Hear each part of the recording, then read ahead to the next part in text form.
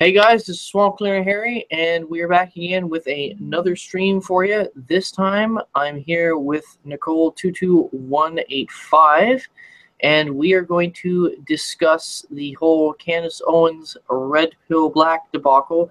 Is she as genuine as she appears? And we'll also touch on the new revelations with the Clinton-Russian collusion with the DNC and the whole pissgate dossier fiasco. So, hello, Nicole. Welcome back to the stream, and we'll start off with the whole red pill black. I don't know, we shouldn't call it a scandal because there's not enough information for that, but it's definitely a fly in the ointment when it comes to the kind of person that Candace Owens is trying to portray, who she really is, and it's kind of getting under her skin a little bit because she's been a little bit disingenuous the past couple of days, especially on Twitter and on Facebook, about how she's explaining herself when it comes to her doxing website. So what is your opinion on that? Well, the doxing website, it was hugely controversial even when they were trying to fund it. And she wants to go up and call it a splash page, but the page was up. You could go in, you could enter a name. It was an active page. So that should have been killed long before she ever went on to mainstream media and said, hey, I've been red-pilled. Because that is a very clear cry that she's still a social justice warrior. And if anybody wants to verify that, Suit Yourself, if everybody knows who he is, you can check him out on Facebook, Twitter, and YouTube. He did a very good video, and he tied up with Barbara for U2C, and they actually did a Google search, and you could find people's doxing information on Google under the socialautopsy.com web link. So there is definitely some activity on that site. You couldn't search on that site itself, but apparently that data was in the site and it was able to be searched from outside sources. So that is very disconcerting and very misleading when it comes to how Candace Owens was portraying her red pill moment when she says that this site was a project that she started and that she abandoned. Because clearly it wasn't really abandoned. If it went live, it was live. It was shown that it was live. People were able to go on and look at this. It's down now. Obviously, we've all been there to check, but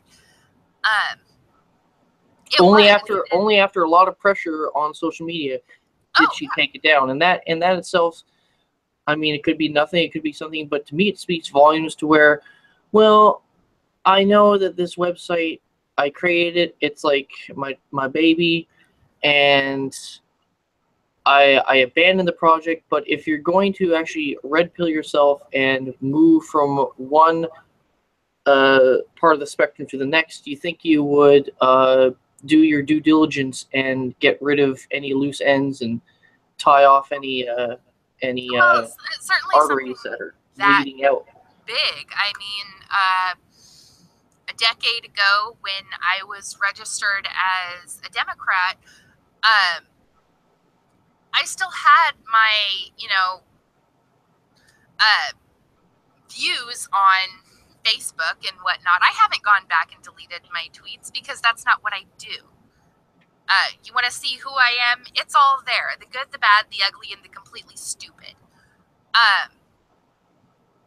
But when people started to call her on this and say, okay, well, why didn't you take it down? Instead of saying, honest, it got put on the back burner and I totally forgot it existed, and thanks for pointing it out. I'm crashing it now.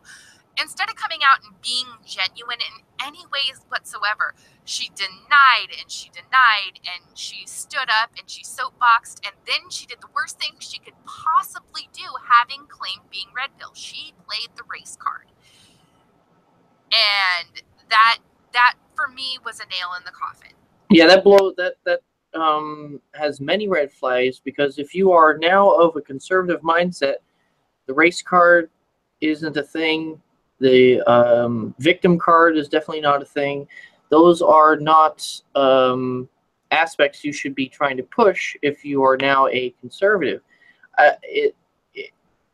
Her tweet, when she tweeted about it, she says that I don't deny that social autopsy was my invention, and I don't regret making the website, and it helped me get to where I am today. That's a very self-serving and playing the, like, going right down the middle there, playing both sides in a way that she was trying to. Yes, I was trying to get some friends in the conservative side by saying that's who I was, but this is who I am now, but still give a shout out to the social justice warrior saying I don't regret what I was doing when I was doing it.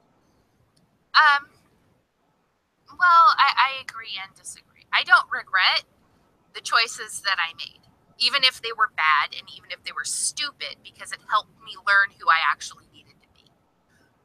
But the way she worded it was really suspicious, because there was a huge fallout around social autopsy, particularly because this was a website that was going to allow online harassers to become real life harassers. It was literally a one-stop shop for anybody who had a grudge on somebody, who could drop in information, dox the person, and it was the hub for where people who were malicious enough to go and literally just scoop up anybody's identity and then just go attack them. Who have ever blocked on Instagram suddenly knows your address and where you work.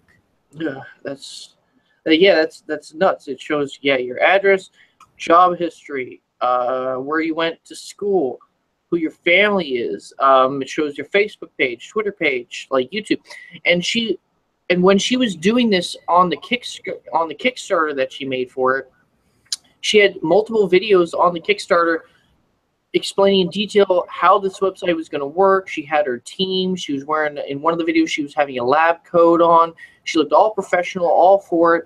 She was saying that we were painstakingly going through Facebook. We were teaming up with higher ups in social medias to quickly get all this information into one spot. She was all on board for this, and all of a sudden, poof, she switches and she disappears for a couple months and then pops up again as a red-pilled conservative. So now, my understanding for why she did that, at least her explanation, as I understand it, is that during the fallout around the release of Social Autopsy, she got a lot of backlash from the Liberal Party. They were very angry with the idea, for very clear and obvious reasons. Putting out this kind of information was going to bite them. Oh, yeah, Lord. And she's saying that she saw how liberals were attacking her for pretty much making a doxing website that she thought would end up helping her and her friends.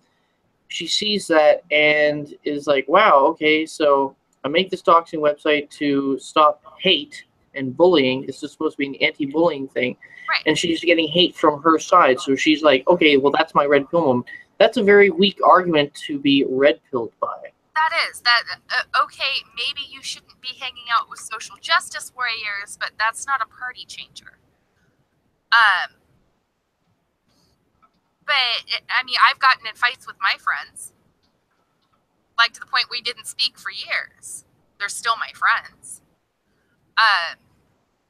But it is a really, really weak argument. I can understand why she would have suddenly been turned off by the activist types, and but it's almost like it's not enough to get her to go completely to flip the aisle and go to the other side. The ideology between the left and the right is very, very, very different, to the point that people like me exist in the center, where you're like, well, I don't agree with everything the right has to say, because I don't. And I don't agree with 2/3 of what the left has to say, because I don't. To go from being way over there, where you're the activist type, to now being over here where you're suddenly on media going, no, conservative, Jesus. That's a big jump. A big, big jump. And yeah, I mean, exactly. It's that's why you get this almost too good to be true kind of feel about it, and how if you take it that way, you can see that maybe she is being disingenuous in how she's presenting herself, and that she's just hopped on the bandwagon to get more attention, get more views, to keep herself relevant in the climate that we are now, which is um, Trump is president. We got the rise of conservatism. Like Paul Joseph Watson says, conservatism is the new counterculture. So I think a lot of these people are trying to ride that wave, and they've tried to make themselves palatable to people of the right. Right. Which I could see. And I mean, the timing is extremely convenient. Do I think she's being disingenuous? Oh, yeah, so much so. I've watched, not all, but almost all of her videos. Once I found out about her, I was like, okay, this is kind of cool. I'm going to go check it out. And the convenience at the pace, how many of the conservative talking points she touches on and exactly what she says is so soapbox, so cookie cutter. It's contrived. It's like I took a few months to learn the talking points of what conservatives like to hear, and I'm going to just regurgitate that and push it right back at them to be like, hey, look, I'm one of you. Exactly. This is the script. You're just going to read this. This is going to prove that you're part of this community. And if we can see this from a mile away, I mean, this throws up a lot of red flags to the likes of Alex Jones, Paul Joseph Watson, Stephen Crowder, Stefan Molyneux, to certain extents, about how genuine they are with their platforms, and whether or not that they are people like this push controlled opposition. Everyone's going to be called into question, and it's going to be the most genuine ones, the ones that say, that can look at something that Trump does and say, that's some bullshit, and mean it. Mm-hmm. Those are the ones that people are going to find genuine because they have an opinion that's not cut from the mold. If they're not taking it off a sticky note and saying, okay, this is what I'm supposed to say, so I'm just going to read it out here, then they're going to be more believable. But the ones who are very niche into the right are going to all be called into question. And it is a lot of it is their fault, because I think the societal climate that we live in, especially for the past couple of decades, to where conservatives are, I mean, I'm not trying to make this identity politics, but conservatism and right-wing attitudes are mostly held by people of Caucasian tones and anything like that, and while liberal mindsets are mainly in favor of minorities. So I believe that when these figures come out, such as Candace Owens or Joy Villa, and that's a whole other bag of worms, come out and say that we're now conservatives, people on the right who have a platform jump on that too quickly and say, hey, look, now we have some minorities that are of this mindset. See, look, we're not just a bunch of white hillbillies and hicks with guns and our moonshine, and we're shooting them off in the air. We actually have some diversity on our side. So it shows a little bit of hypocrisy coming from the right, where they are so eager to get blacks and Hispanics and etc. into the fold just to placate to a wider audience. Right. I mean, it's certainly understandable why we would be looking for minorities. We would be looking for recovered feminists, we would be looking for these groups, is because everything is so divisive that, I mean, we feel like we're staring down the barrel of a gun. And if we can see some kind of ray of hope, we want to grab onto it. This is how she ended up so big so fast. Yeah, she has, sorry to cut you off, but yeah, like exactly what you're saying. She's got like 150,000 subs or 160,000 subs on YouTube with 10 videos. She's got 60, 70,000 followers on Twitter with 2,000 tweets, 3,000 tweets, something like that. She's really, she understands what she needs to say in order to get the numbers on her side. I'm still following her, and I'm following her because I want to see how she gets herself out of this. Because if she can break down and she can actually act genuine and say, okay, you know what? Maybe I'm not as far right as I said. This is what I really think. Then maybe we'll start to cut her some slack. Right now, we are going to start staring down everybody and going, where's your flaw?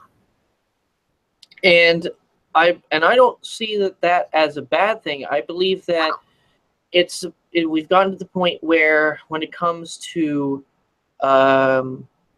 conservatism, when it comes to the whole MAGA mentality and the whole resounding wave of libertarianism that's going on, there's a few people who are going to try to sneak in and try to use that to their advantage. So we have to be extra cautious. We have to be, even though we don't like gatekeepers, we have to start questioning the validity of why you are now a conservative. Or I'm not saying that everybody has to be questioned. Like everybody who tweets out a MAGA hashtag has to be questioned about how they got to their viewpoints.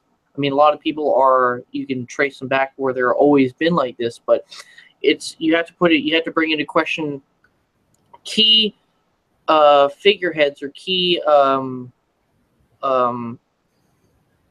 topic, like the hot topic people of the day, and just do maybe like take 30 minutes, an hour to just look into their back history and see where they're actually coming from. I mean, and not just their back history. Look into what they say. No two people's opinions are going to match. Ever. So a little critical thinking. That's all we're endorsing here is go in and think for yourself. Don't take anyone's word as scripture. Go in, do your homework, find out a little about these people, where they stand, why they stand there, if that information is available, and take everything you hear with enough of a grain of salt that you aren't disappointed. Mm-hmm. And what we need to do is we need to start becoming aware of this, because like I was saying earlier, when it comes to, we were quickly talking about the Joy Villa controversy that's starting to blow up a little bit. The first time I ever heard about her was when she was on the Grammy red carpet wearing that Trump Make America Great Again dress. And I was like, heck yeah, I like this woman. She's all for it. I started following her, started listening to what she was saying. She was making friends with everybody in the community. But the one thing I did not do was look where she came from. And I saw it just today. I think on one of our DM chats, one of our good friend Llama, shout out to Trump Llama Storm. I know you're watching, you might be watching, or you'll probably be watching this video later. But she sent us some tweets from Vinnie Jones that shows her before the election pushing Bernie Sanders rhetoric and saying that anybody who votes for Trump is stupid and all this. And anybody who did not go back and look at that has completely dropped the ball and has to have that oh shit moment going on. I will say right now, just as a human to the rest of the world, or to the two people that would be watching, never tell people how to vote, because at some point this will come back and bite you. How you vote is entirely private. It is as personal to you as what goes on in your bedroom. When you go out and you say, do this or you're awful, this will come back and it will eat you in your be your personal boogeyman. This is guaranteed. That's why you will see so many of the public figures who did do this are now taking it right in the backside. Oh Lord, yeah. You have like Bernie Sanders says he's possibly going to run again in 2020. Nobody's going to look at that guy because he's literally sold himself out, and not just his voters. He literally sold himself out to the DNC. Yeah. You have Hillary Clinton saying she's possibly going to run again, but that's yeah. She was pushing the possibility that she might consider running again. I'm just like, no. And you have a lot of disingenuous Republican senators. They are saying they're not going to run again for re-election, like Flake, Corker, and even John McCain is in some bad polling situation when it comes to his McCain, though, you kind of have to take into consideration he is very old, he's in failing health. Him running again would be more surprising than not. But he is, excuse me, I'm enjoying a Milky Way because we just had our Halloween trick-or-treating last night, and I got a lot of extra candy, so it's pretty good. But I have my fabulous coffee, because coffee. Mm-hmm. But when it comes to McCain, he was somebody who the Democrats could rely on to stymie and go against Trump's agenda. So now this entire thing is going into a turmoil, and that's why the 2018 midterms are going to be so important. There's a lot of this could possibly even be bigger than 2016. It could. It could, because it's going to shift a lot of seats, and it's going to shift. It's going to shift the position of power, whether it goes one way or the other. So it is going to be. I'm not going to say more important, but it's going to be equally as important, because it's going to either increase or reduce Trump's effectiveness as president. I'm not trying to put the cart before the horse, but I say that this is going to be this will increase Trump's performance, because he should be able to get a tighter control on the Senate, and the House should. I think the House will remain mostly unchanged, but it's where the Senate comes in. You got key Republican senators who are going to retire, who were never Trumpers in the first place, and they will get replaced by patriotic MAGA initiative senators who will not turn their back and stab him, will not turn their back on the president and downvote things like healthcare, things like the budget, even though the budget has been passed and we should be getting a budget soon. So yeah, you have to keep in mind, Harry, when we vote for our Senate, it's the same as when we vote for our governors. We're not looking for somebody to support the president. We're looking for somebody to support us. So it's really going to depend on which way the people are leaning at the time. So but what I was trying to get to is that when people come out saying, "Oh, well, the MAGA initiative is just in the middle of the country or flyover country," no, it's everywhere. It stemmed from the Tea Party back in 2010. And Trump just used that and augmented it into the true patriotic platform that a lot of people have embraced. So you see that there's so many people running on this MAGA platform. His name is escaping me, but there is a doctor in Michigan who's running against Senator Warren, Lindsey Warren, Pocahontas. I forgot her first name. It's escaping me right now. You got in California, there's Omar Navarro. He's running against Maxine Waters. There's so many people who are ready and willing. They're chomping at the bit to replace these people. And with what the constituents are telling them, we don't want establishment politics as it has been. We want new blood. We want fresh blood. We want American first agendas being pushed in Congress really, that's how Trump ended up in the White House in the first place, is we're tired of people putting party first. We really need somebody who's going to look out for the welfare of the citizens and the country as a whole. And I do agree that more than likely we're going to end up with a more unified force in the Senate.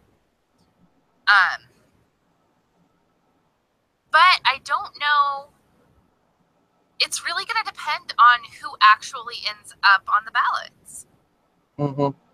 I have to do a closer look at who is actually running in Arizona right now to running against McCain and the other Republican senator that's from Arizona. Is that Flake or is that Corker? Is that Flake? I think it was Flake. I think I couldn't tell you for sure, but it sounds right. Yeah, it's gonna depend on the ballots, who's actually running, because every party's got its bucket full of crazies, and we don't want any more crazy people. Just please, no more crazy people. This is my plea to the rest of the United States, please. We need their fair share, and everybody needs to get free health care, and it's going to be good for everybody. So, like Donald Trump doesn't know what he's talking about when it comes to health insurance. Like, none of those people, please. We don't need a bunch of socialists getting in there. And beyond that, let's just. I don't want somebody using their moose gun to spy on Russia from their back porch. Just saying.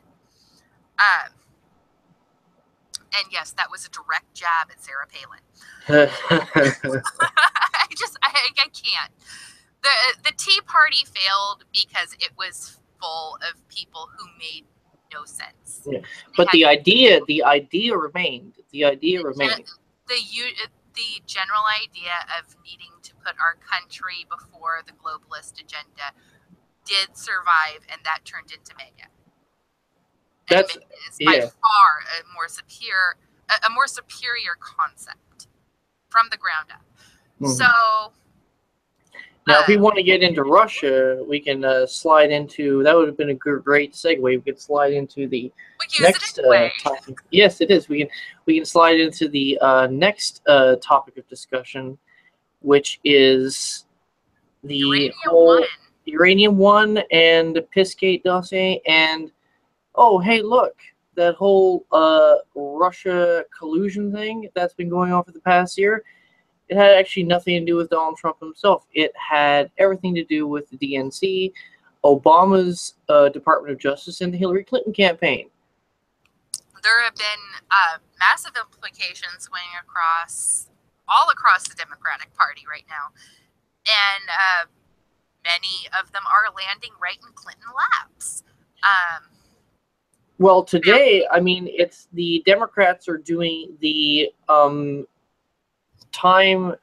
the tried and true tested argument of, we didn't know that this was happening. You had Debbie Wasserman Schultz coming out saying that she had no knowledge of this, and she was at the time the head of the DNC. Right. You have all these other high-ranking officials having no knowledge of what was going on when they were the ones who were, in some cases, approving the flow of money or the flow of product to Russia. So these people are completely lying, and it's going to be crumbling around there.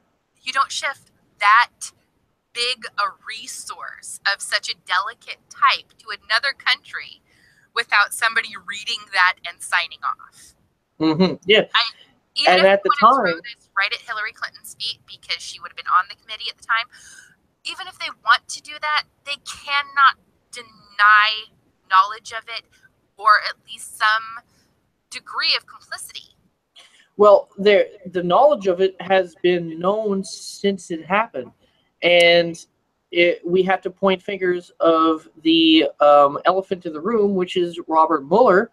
He was the director of the FBI at the time, who had people undercover inside the trucking company and inside the Russian government, who was lobbying the Uranium One, the Canadian company, who was in charge of mining American uranium. So Right. they had all these documents, written statements, and eyewitness testimony, or eyewitness statements. We are trying to get that testimony right now. That those interviews are actually now underway because the gag orders of those people who were in the know at the time have been lifted, and they are now allowed to tell Trump's FBI what exactly was going on. Yeah, we have so many smoking guns right now that they're too busy trying to sort out who fired first. And honest, I'm waiting with bated breath to watch this tower fall. Well, it starts with, you can't just go after Hillary right at the start. There was a thread I was reading on Twitter the other day from I think it was like Navy USN Jack or Jack USN Navy. I don't know if you know the guy or if you followed his tweets. I'll have to I'll send you the link after this to his Twitter account. But he has some really good threads that he talks about. And how this is going to go, if this all can go properly, is that you need to take a look at who was doing this at the time. You had Robert Mueller, the head of the FBI. You had Rosenstein and McCabe, deputies within the Department of Justice and the FBI. They had to have known about this. You had Hillary Clinton's as the Secretary of State. She had to arrange for this deal to take place. Her secretaries and deputies underneath her, and then it goes up to Obama. But it starts out with giving a plea deal, giving a immunity deal to none other than James Comey, to have him spill the beans on McCabe and Rosenstein. And then I was talking to a friend of mine at work the other day about how this is going to go. The only way that we can keep going up the ladder is doing a Joker from the Dark Knight style aggressive expansion. Like, we got two guys here. I'll break a pool cue, throw one pointy stick down, make it fast. Whoever survives, you get. Whoever hits first, you get the plea deal. The other guy goes to jail. So one will squeal on the other, and goes up and up. It's going to come down to the person with the most viable information will get the deal. The person who can say the most with definitive evidence will be the one that gets the deal. Because that's what we're hurting for. We have a lot of information, but not a whole hell of a lot that we can actually load into our barrel of justice and fire off somewhere. We need real evidence. We need documents. We need recordings. We need the information. The FBI has the real documents, and we need the eyewitness statements that are going right now. That is actually, the interviews are going on right now as we speak. Yes, of the, but it's going to probably be a couple weeks until they are able to discern fact from conjecture and able to move forward with a definitive and it may take a little bit longer than that, because the United States right now is still digesting the information that is slowly going to be coming out over Kennedy. Well, I think that's now, Trump was supposed to release those documents yesterday, but the reason why I think he delayed is, the reason why he delayed that is because all this stuff is going on. He doesn't want the Kennedy stuff to overshadow what he even said the other day was the biggest news story of the decade. Yes, absolutely. So I think what is going to happen is they're going to want to have as much as they can, because we're dealing with two big things right now, because there are people who were alive during the Kennedy regime that have waited their entire lives to learn the details.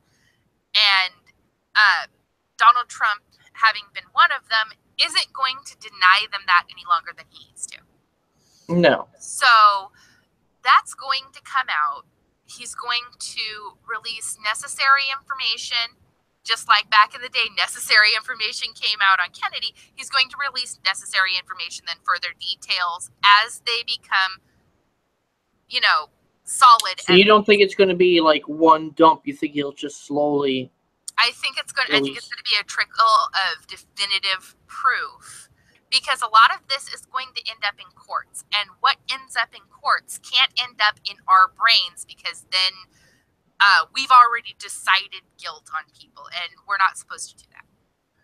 We as people are supposed to sit back and wait for proof. We're supposed to use our brains and our critical thinking and look at hard evidence and then make a decision based on that, rather than saying, well, this kind of hinted that this was going to be a thing, so I think this person, and this person should go and be put in prison for the rest of forever, and then it's going to come out that maybe this guy should have, but not these two. I think it's going to trickle out. It's going to come out as definitive, hard proof comes out. When it comes to once these files start getting released, the person who we should be listening to is Roger Stone. He will actually have a very good weighted analysis of how to weed through the facts, what's pertinent, what's not, and to figure out the direction that needs to be taken. So when these start rolling out, Roger Stone is somebody who we should be really listening to. Excuse me. But back to the whole Uranium One scandal, and how the other aspect of it all is that this has been known since 2000, as early as 2009, that these deals are going to be going down, and that the money was routed to the Hillary Clinton Foundation at the same time that the deal was approved by Hillary Clinton as Secretary of State, and her and her husband, rapey Mr. Bill, were given very generous speaking fees in Moscow as like a first installment, but that's a little bit of conjecture. We don't know if it's the first installment of the money, but they were given a couple $100,000 each to make speeches in Moscow, and that's, you know, we have a little bit the timing. Yes. We have a lot of things, and we have a lot of timing things. Like when things are happening, there's no way that they could prove or they could set claim to be completely innocent in this. But again, we'll wait. We'll sit back and we'll wait, and we're going to trust the president, the leader of our country, to ensure that this is handled to the best of his ability. Because that's why we put him there. But where I was going with this is, since like a lot of this is now as stated, like fact, we know that this money was routed from here to there. We know that the FBI knew about these deals, the bribery, the money laundering, the extortion, and the payouts and all that. Since we know that, we move on to how this now involves Trump. And it's, even though we can't know definitively, it's not that far of a stretch to say that the reason why Trump is blamed on Russia collusion is to cover, this is a cover-up for the actions of the Obama administration, Hillary Clinton as Secretary of State, and a lot of like lights going off in everybody's head, like, oh, why wasn't Hillary Clinton the Secretary of State for Obama's second term? Because this was a hot potato, and even Obama knew that he wanted to get as far away from this as he could, or distance himself as much as he could. And during the election, the biggest reason he wasn't going to be Secretary of State was Benghazi. Oh, yeah. Benghazi, that's a whole other story. Public enemy number one, and that would have been political suicide. Yeah, I mean, even though Benghazi was a complete, utter snafu that should never have happened, I mean, and it's a complete tragedy that 4 great Americans passed away, and she completely placated this and blamed it on a video, and then in turn backtracked on that and said, what at this point can we do? Complete, total moral bankruptcy when it comes to her. This Russia uranium, but the whole Russian uranium, even though nobody died, it wasn't just abandoning 4 Americans in a far off country. It was abandoning America itself. It was actually selling America out to Russia, and which could actually potentially cause more deaths happen, because uranium is a key component of making nuclear weapons. It's also a key component of nuclear power.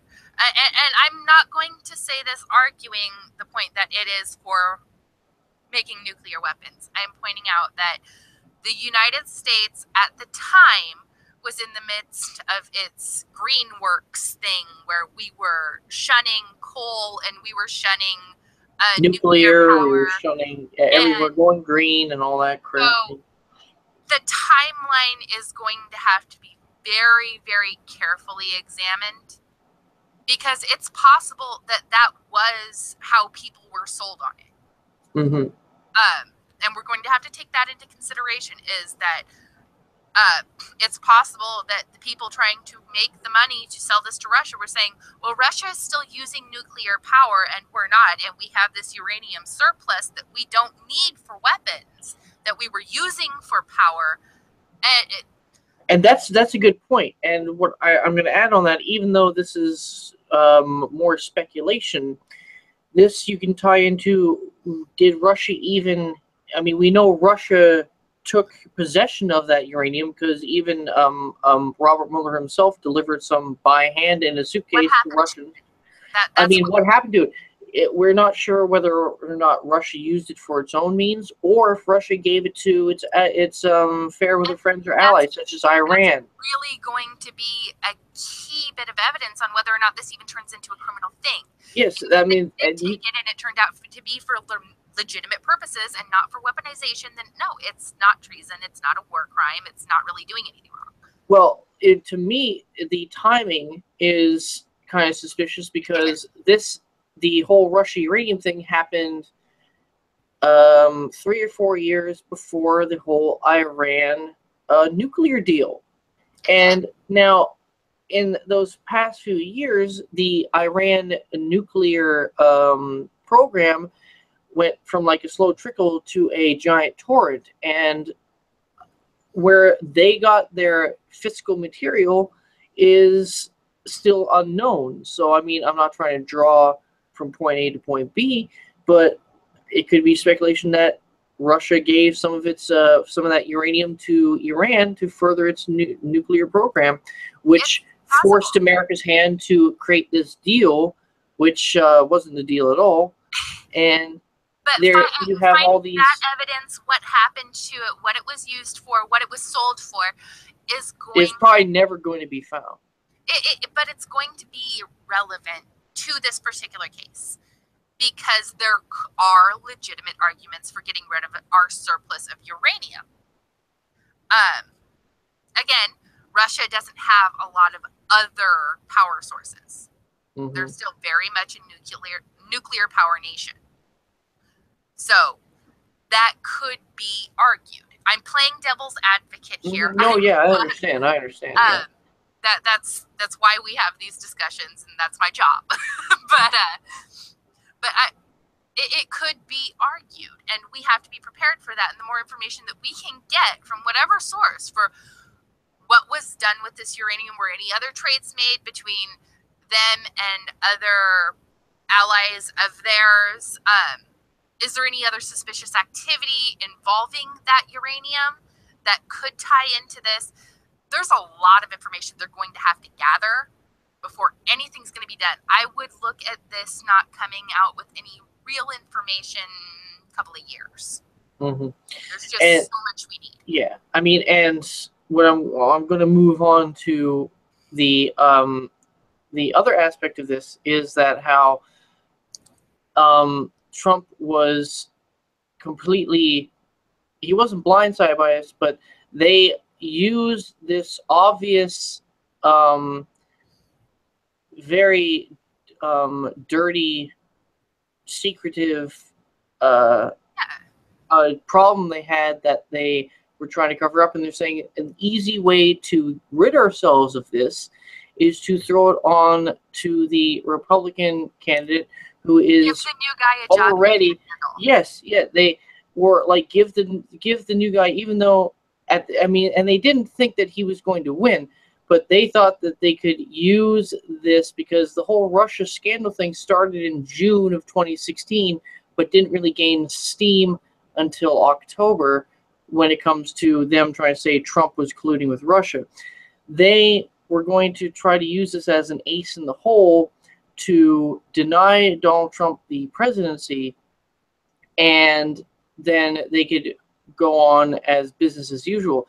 But since he won, they had to, and this is reported by many different sources, that a lot of the reasons why Hillary Clinton never came out to do a concession speech was A, because she was flipping shit, she was breaking things and yelling at everybody, and two, that she was concocting the whole Russia collusion, directly tying it to Trump, and we got to write this down, get this headed out to all of our mainstream media allies so they can start pushing this narrative to distract the American public from their own dirty deals and their own possibly illegal activities. And that's a distinct possibility.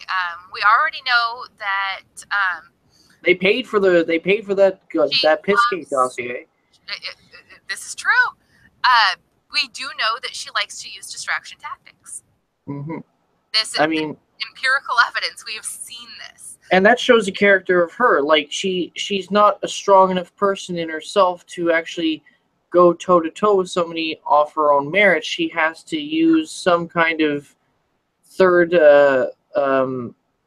like, fifth column kind of attack to, like, weed out the inside of her opponent whilst attacking from the outside. Yeah. It's politics. It's distraction tactics. She's not even the only one that uses it. Well, I mean, that's true. Practice. You know what? It's exactly correct, because, I mean, the technical, what really happened was the Republicans actually started this dossier. They started the funding for it, but once Donald Trump became the Republican candidate, they handed it off to the Democrats, pretty much saying, all right, well, we started this. He's now our candidate, so we can't really have our hands on this. So they gave it to the Democrats and said, okay, you take care of it. Everything was kind of done assuming Trump was going to lose. And because, let's face it, it was not looking good. Well, that's thanks to the mainstream media perception. That's mainstream media polls. You never trust any of those. But let's face it, that's where a lot of people are getting their information. Now, I'm not saying it's the right place to get information, but it is where the majority does get it. Well, that's very confusing to me, since the numbers are in, and the mainstream media, especially like CNN, MSNBC, ABC, they only get a couple million people watching a day, when you have alternative media getting tens of millions of people. That's because most people who were watching the mainstream media pre-Trump have shut down because they have gone completely bug nuts post-Trump. Oh, okay, so the number of people who were watching mainstream media in like 2015, early 2016 was a lot more than we have now. It would have been significantly higher than what we're seeing in 2016, 2017.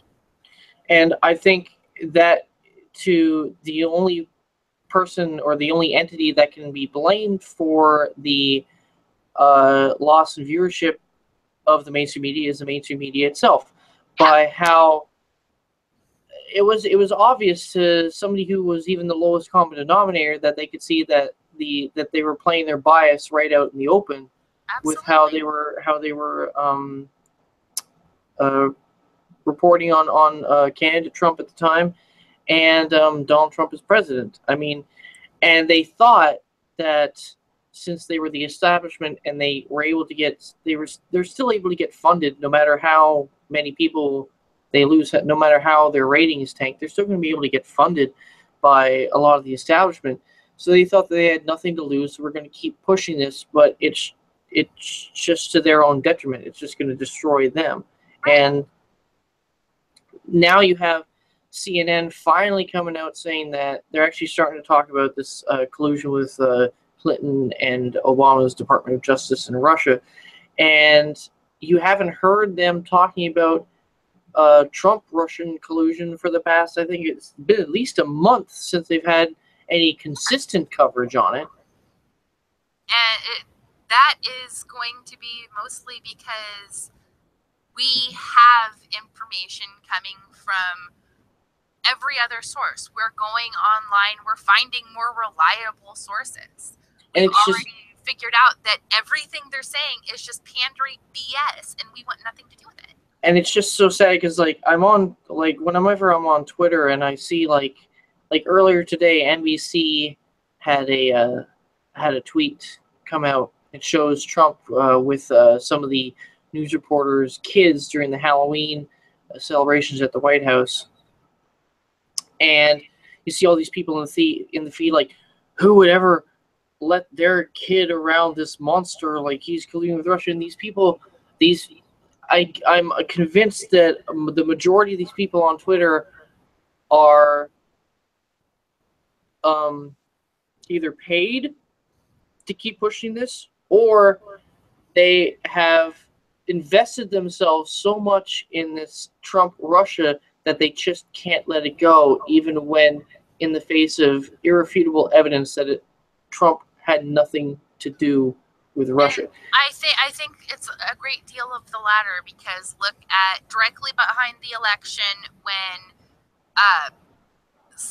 one person said, well, I think there was a problem with the polls, I need a recount. Suddenly, everyone was saying that, and months later, we were still hearing that there was poll hacking. Mm-hmm. Or like, we need to what's the word? Just off the top of my head, I'm kind of like getting a brain fart, but we need to petition the Electoral College to vote their own conscience and vote their own mind. And then everybody was talking about that. And it's just like every step of the way, every part of the process, the democratic process of electing a president was fought by the left when they themselves told everybody that the right would go up in flames and they would protest if Hillary Clinton became president. And it's complete and total hypocrisy. That's exactly what you were just describing before. They had sank their teeth in so deep that they couldn't let go without injury. Yeah, they would lose. These people were so worried about their own image or their own credibility that they just, all right, well, we're so far gone here, we're just going to stick to our guns, even if a round blows up in the barrel and takes our head off. I mean, exactly. We are going to beat this dead horse until it turns to dust, and then maybe we'll sit down and take a nap. But that reminds me, it's kind of like these people who, and a lot of these events have been canceled. Have you heard about the November 4th go out and scream helplessly into the sky? Oh God, yes. No. I live in Portland. I know. I heard that there was one that was going to go off in like Seattle or Portland or something. Yeah, the glorious liberal wasteland. So yeah, there was an event scheduled for Portland, and honest, I kind of just wanted to be there with a camera out going, this is the future. I mean, I kind of regret it. I kind of regret Paul Joseph Watson actually ever making his video on that, because as soon as he made that video, a bunch of these events got canceled. I'm just like, oh please, no, go out and do it, because then fun, bro. you'll get a bunch of people who are not of the political bubble that we are in, because you have liberals who are in the political bubble and conservatives who are in the political bubble, but then a vast majority of Americans are just trying to live their lives and do their own thing, and you ask them about all these things that are happening, it's like, oh, I don't know about that, I don't know about this, but because they're living in reality separate from politics. But if these people would have gone out into reality and just started screaming at things, they're going to be like the normal people in America who are just going to be like, what the hell is this? And somebody's going to go up and ask, like, why are you screaming? Because Trump is racist and we can't have a president. They're like, oh, okay, yeah, you're nuts. You're a year late and we're going to go home. Have fun with the crazy. So let's talk about mental health care. Well, yeah, we need to definitely open up some asylums again. We do. Every once in a while, they will organize one of these things, which is entirely their right. Free speech being what it is. You know what? Dig your grave, dig your hole. Keep digging. Enjoy the show. But they organize these things where the meme that liberalism is a mental disorder starts to make a whole lot of sense. Oh, I love that hashtag. I use that a lot. I'll use that hashtag a lot. And it's particularly triggering to a lot of these people because it's just like, you're the one who's mental if you allow this colluder with Russia to become the president and allow him to sit in the White House and destroy America from the inside out with his Goldman Sachs appointees on his cabinet. I'm just like, well, Goldman Sachs plays both sides. Goldman Sachs, there's a bunch of people who are globalist, and there's a bunch of people who are nationalist in Goldman Sachs. Goldman Sachs is a very big machine, and it's a money machine, is what it is. So it's going to go where its pennies go. Yes, and they play both sides to make the maximum amount of profit. You do not capitalize on the cash by isolating yourself to one side of a divisive community. You diversify your portfolio and your company. Yes. It's just like anybody who's a savvy business mogul on the stock market. You don't just put all your money into one stock. You got to put it into avionics or like pet food or lumber and like all that stuff. Everything can't go into Google, but even though Google wants everything to go into Google, no freaking hell. Freaking Google. Sorry, Google. Well, yeah, we're using and abusing your platform, Google. We're gonna ride this until the wheels fall off. We were gonna ride it until the wheels fall off. But yeah, they go out and they have these, I'm going to stand in the middle of the street, stark naked, and scream. And that's going to be a political statement moments. And we're just like, you're off your meds again, aren't you, bro?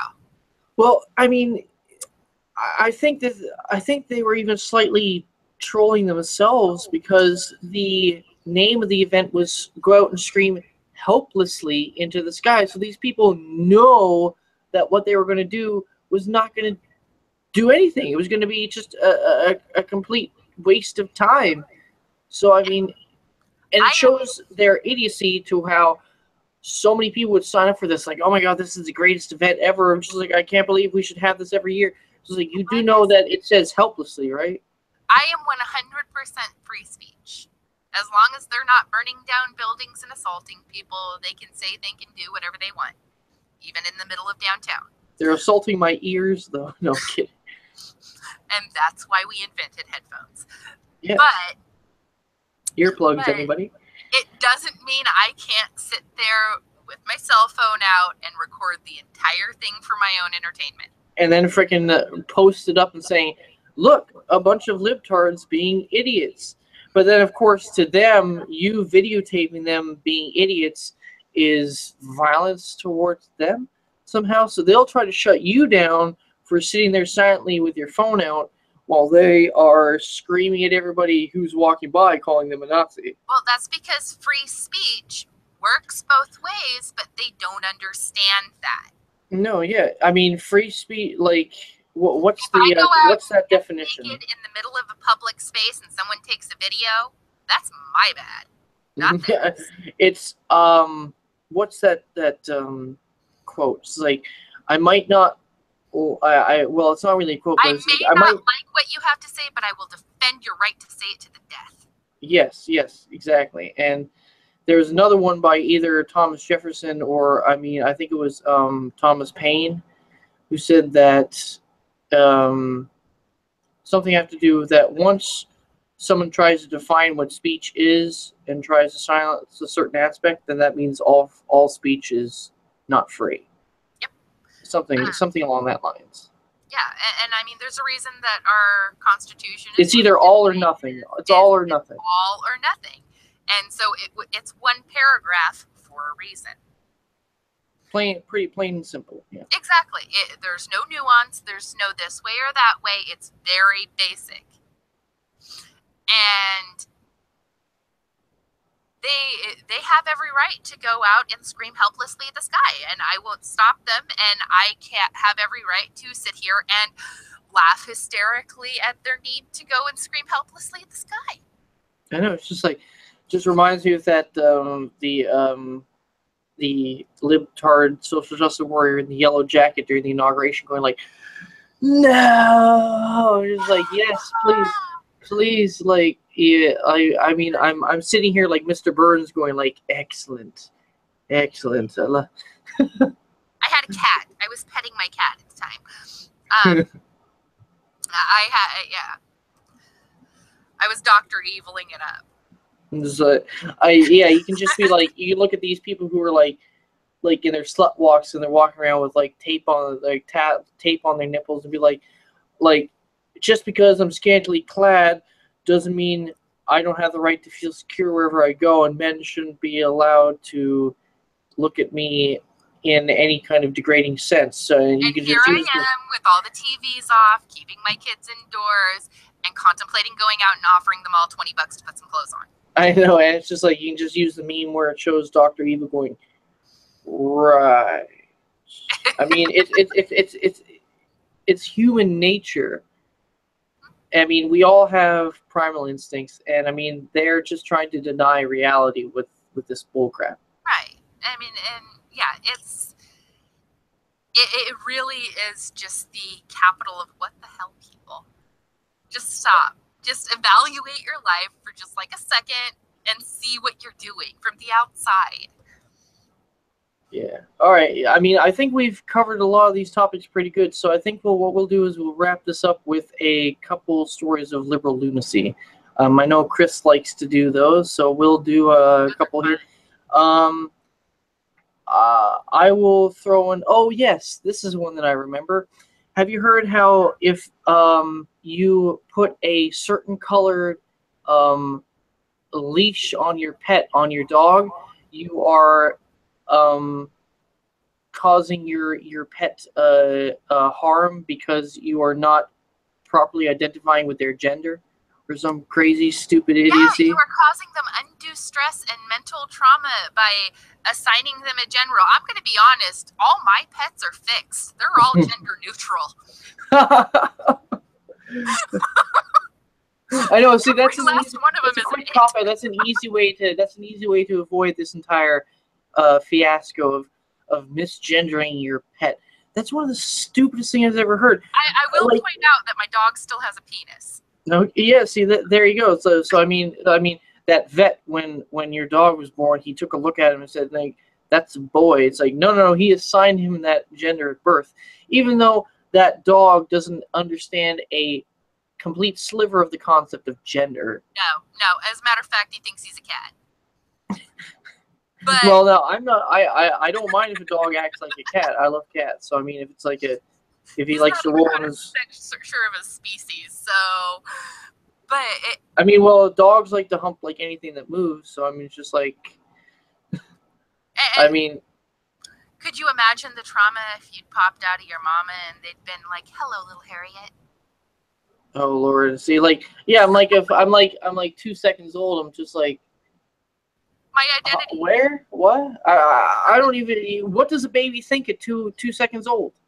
Food. Like mostly it hurts. Just like, or just like, I don't know why.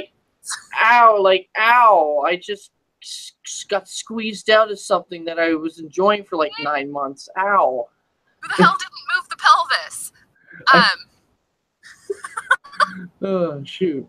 I'm pretty sure at birth you have no coherent thought of anything that is going to matter in 5 seconds. No, and that continues on for at least the first like 2 months of your life. Like you're literally going from 1 second to the next. The first 4 years. 4 years, okay. All right. Anything that's going through their head will not matter in an hour. So. I guess I give them too much credit. Okay. All right. I mean, do you have one that's off the top of your head? Because I got another one lined up.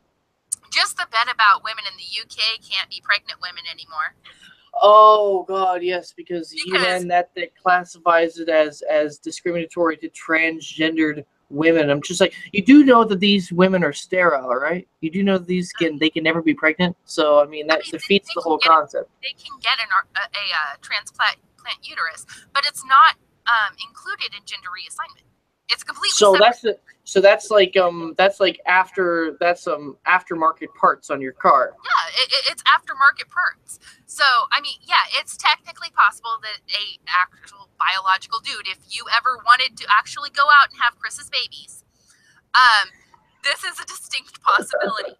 Just you got to drop like what $100,000 for that to happen, but yeah. Sure. I'll start saving tomorrow. But I mean, a typical gender reassignment isn't going to include a uterus. That's not part of the package deal. Yeah, they give you a realistic vagina, and there you go. They take off the pole, they dig a hole, and they send you on your merry way. But there's more involved. Yeah, you make it so much easier than it sounds, or than it actually is. Way easier than it actually is. I'm positive of that. I've seen the videos. But, yeah, it's kind of rude. Yeah, it's brutal, a long, drawn out, horrible process. But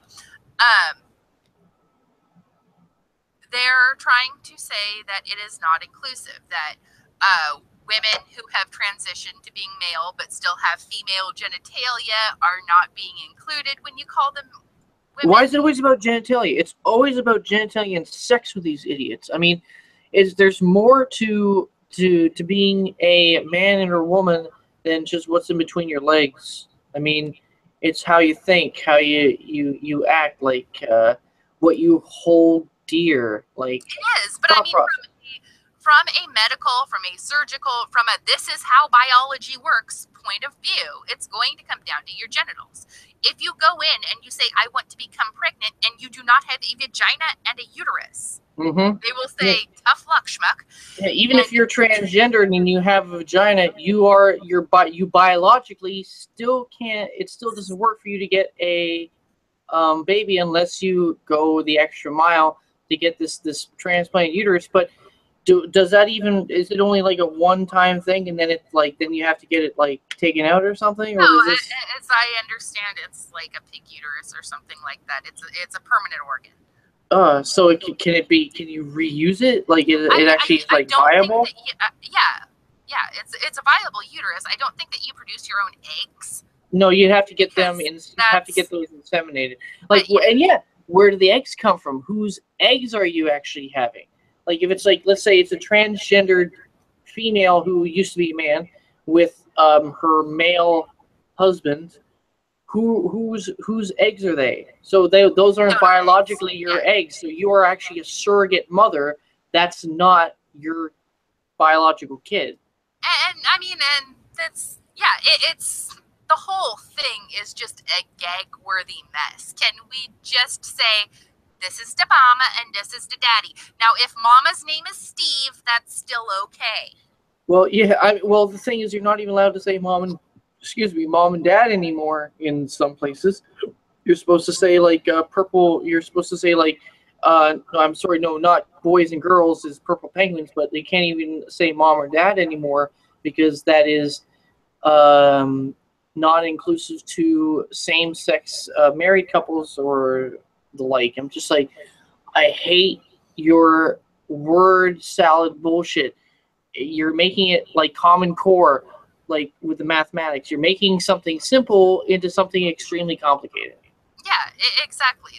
At this point, you have to remember these are rules that they are assigning to children who are going to look at you and go, "Are you mental? Why is this so confusing?"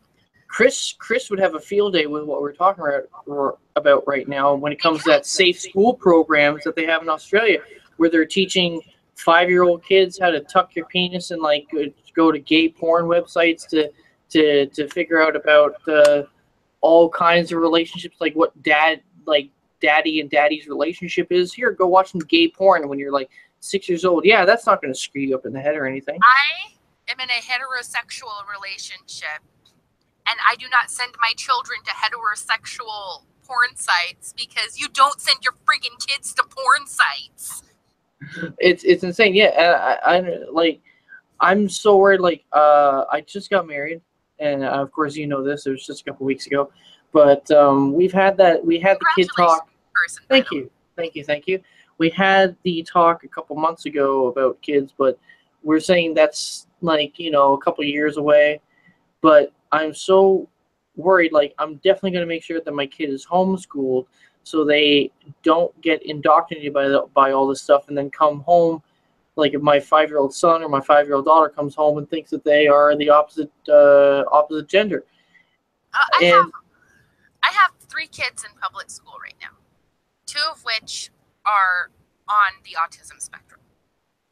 This means there's a lot of things that they hear at school that I then have to go through and explain to them in further detail. Mm-hmm. My daughter tonight at dinner was telling me about some of the political garbage that they have brought into school, where they're trying to bring in this PC culture, and I'm just like, you're telling them to shove it, right? Because that is the appropriate response at this point. Yeah, one of the first things I'm going to teach my kid, especially when I know that, because you can only homeschool your kid to a certain point, and then they have to go into the system. I'm going to say one of the first things I'm going to teach them is you have to think for yourself, think critically. Don't just accept what you're being told. You have to ask questions. You have to think outside the box, think critically about what they are teaching you, and just always ask questions. If they try to, I will teach them how to know when somebody is not answering your question, like how politicians always skirt the question. Like, you want like a yes or no answer, and they give you like a 5-minute diatribe of what they're like trying to push on you. If you can't tell me why in less than 140 characters, then you don't fully understand what you're talking about, and I'm going to need a second opinion. Yeah, it's definitely not. And you know what? Like, we can go on the next topic of liberal lunacy, which is not far off from what this is actually goes into. What we were talking about is, you heard about how they have tranny story time, or like drag queen story time. Yes, drag queen story time. And I'm just like, so you have 3 or 4-year-olds sitting down in front of drag queens who sometimes look like Satan themselves. It's cool. It's cool. They all just think it's Maleficent. Oh, okay. As long as you can come home. If the kid comes home and be like, "Mommy, this guy," or like, hopefully they think it's a girl, and they're like, "This girl came in. She was like, she looked like Maleficent from that Disney movie, and she was telling you stories." Like, "Oh, well, that was like, don't worry, I'll take you to Disney. I'll take you to Disney in a few months, and we'll." Hey, you want to watch the movie with me? Yeah, right. There you go. Just deflect and just wash that insanity out of their mind really quickly. You know, I've known at least a drag queen my whole life, and it has not affected me in any real way. Because when I knew him as this guy. It was when I got a little bit older that I learned that this guy likes to dress up and sing on the weekends. Well, that's where some drag queens, and I don't like RuPaul's Drag Race. I mean, especially except for a couple of them who've been integrated into this whole social justice stuff. They that's their job. I mean, they have they separate it from what they act in social life to what their job is. Right. But where it crosses the line is where you introduce children. We had an event in one of my drama clubs where we actually had a couple of drag queens come in, and this much later in life. This was in early high school, I think. They came into the drama club, and they were showing us how to do their stage makeup and stuff like that. And it was ultimately just really fun and corny and good-natured, but we weren't 4. This is something that a 4-year-old can really understand. Yeah, they're not being impressionable onto you. They are adding an extra layer of or a different aspect of the talent world onto you. Perfectly okay and perfectly acceptable for them to Okay, they happen to encounter a poster for a show or something like that, or see. Yeah, like Rocky Horror Picture Show next week. Yeah, they happen to encounter one at some point, and then they go, "Why was that lady dressed like that?" Okay, well, this is why. Let the parents explain that in whatever way they deem necessary. We don't need society raising our children for us. No. When it comes to anything that includes sexuality or the exploration of a different, I'm not trying to say gender, but I guess I could say gender, like a drag queen explores the other side, explores what it is to be female. If these things have to be introduced to kids, do it after puberty. After puberty, yeah. That's what I was trying to get to, after puberty, because that's when the human brain starts to process this stuff and starts to make heads or tails of what is given to it. It's complex thinking, and small children are not capable of complex thinking. No, they'll see like this person with horns coming out of his head and wearing a bridal dress and like high heels, and he's like talking like this. Hey, how you doing? They're gonna say like, oh, that's like normal. For the same reason I don't let them watch Gremlins. No, yeah. Like what really gets me is that one part of the. I mean, I think you've seen this video. It was on InfoWars, and it's like pretty much all over the web. It's like the hipathon, the drag queen goes swish, swish, swish, swish, swish. I'm just like, no. And then on top of the kids sing along to this, you have parents. Some of them holding like 1- and 2-year-old kids in their arms, singing along with this too. I'm like, what derangement syndrome are you under? What Kool-Aid did you just drink before you came in? What did you have for lunch? Exactly. That when you came in here to do this with your kids, where there's nobody in the room, no parents going like, wait, do you think this is a little inappropriate for our kids? This seems wrong. Yeah, it's like, no, because society in the past couple of decades has slowly destroyed people's moral compasses, slowly destroyed what is considered right or wrong, or what's considered. And it's not even like a matter of religion or it's basic propriety. It's basic social propriety, and it's just been decimated. It's because of the whole postmodernism aspect of it's all relative. It's do what you want, because who's to say that it's wrong or right? Like, do it and see how you expand or grow from it. So it's never a bad thing. There's no good or bad anymore. It's all everything goes. It's a toxic nightmare. Speaking of toxic nightmares, did you go Halloween shopping this year? Halloween shopping? Yeah, like, did you go into like a Spirit or something like that to go look at the costumes? Yes, we did. But we didn't get anything because I had a lot of work to do. Because I just got back from our honeymoon. Plus, we spent a lot of money while we were down there. And you know that I can segue right in this. This is one of the things, or a couple of the things that I bought when I was down at Disney. And you didn't get one for me, and because of that, I am going to hold a grudge for like the next 13 years. What? Because you wanted one of these? Yeah, you have a Wuxi lightsaber, and I want one. That's why. Well, I've got two. You got two, and one is red and one is blue, because apparently you don't know how the Force works. Well, no, this it's coming off blue, but this is actually green. It's Luke's green lightsaber. Oh, okay. Yeah, yeah. But these are really fun. Candace and I, we have fun. We do. She likes the red one because she's evil. She's an evil bitch. So I understand that. So, but I definitely do want to get Obi-Wan's blue lightsaber. But yeah, these are really cool. Those are really cool. I was so jealous when I saw you posing with those. I know. These are so fun. We went in and they weren't selling like half the costumes that we were able to find last year. You used to still be able to find like cowboys or afros, things like that. You couldn't find any of that. It's like half the store was gone. Oh yeah, when we were in there, one thing I noticed is that like 2 years ago they had a section on the okay, they had like adult on one side and kid on the other, but the kids was broken up. One end was for boys and one end was for girls, but now it's like it's all together. Yeah, it's just I was trying to find... for adults they still have it separated. Like you have like male this and then female, and then like the slutty section, which is I like the slutty section because that's like, hey honey, how about this?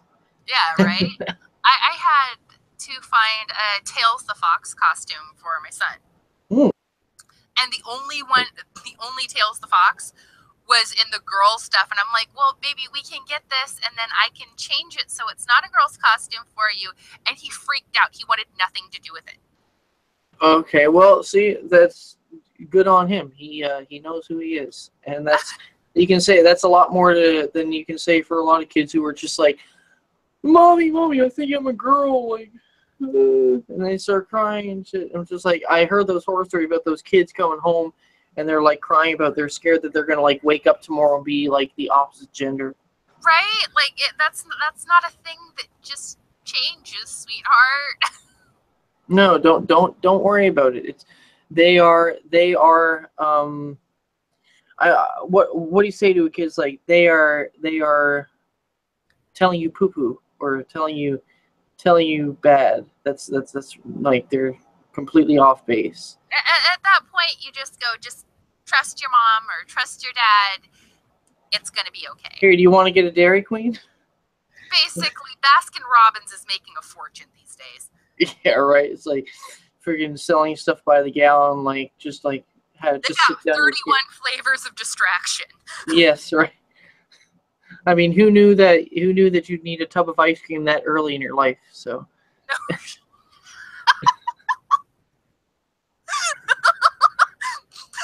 They're just gonna go cry with a pint. It'll be good. Yeah, don't worry. Just have some Rocky Road and forget about it. Exactly. Here's some mint chocolate chip. It'll be all right in an hour.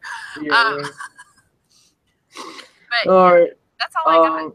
All right. Well, okay. Well, that was a great stream. I think we're gonna wrap this up here. Once again, guys, this is Swamp Cleaner Harry. We did another one of our streams. Hopefully, you guys are liking these. Drop some comments in the comment section of some of these, because I know that I don't have a lot of followers yet on subs on YouTube, but please do drop some comments in the comment section. Tell me if you want to see more of these streams with more people, less people. Do you want me to just yell at you for an hour? Who knows? But yeah, definitely take a look at my social media. That's the Swamp Cleaner. You can also check me out on vid.me. That's a new YouTube-like platform without the stupid YouTube censorship. Check me out there at the Swamp Cleaner. Also, check out my friends. I was talking tonight with my friend Nicole 22185. Yep, I got it. And also, don't forget my other good friends that I stream with. There's Crystallogic Media, Simon Rob72, and we also have a couple other people coming in maybe once in a while that we invite. But most of the time, those are the key people that we have. And yeah, definitely give those people a check out on Twitter. And we are going to wrap this up. So hope you guys like the stream, and we will see you later. All right. Bye. Bye.